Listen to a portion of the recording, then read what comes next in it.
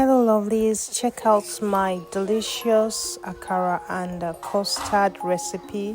This is me adding pepper, salt, the seasoning to the akara powder. That is right before mixing it with water. I made sure that everything is moderate, the salt, the seasoning, the pepper and all.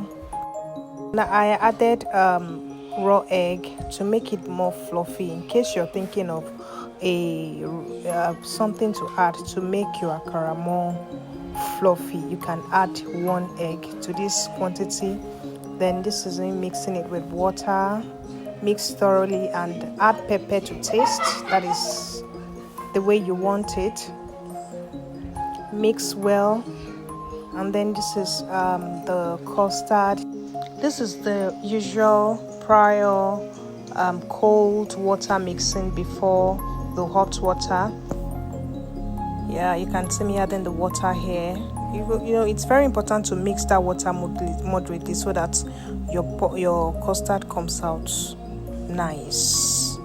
Mix it with enough water, not too loose and not too thick, so that by the time you add your hot water, it's going to be just the right texture and the thickness will not be too extreme.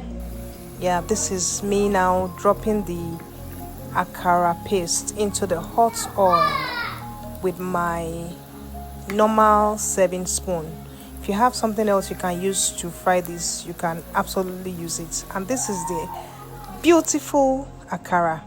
It looks so natural, so natural. And this is the already prepared custard. You can see it. I added milk and sugar to taste. You can do that if you want, or you take it plain. Thank you everyone. Thanks for watching. See you in the next one.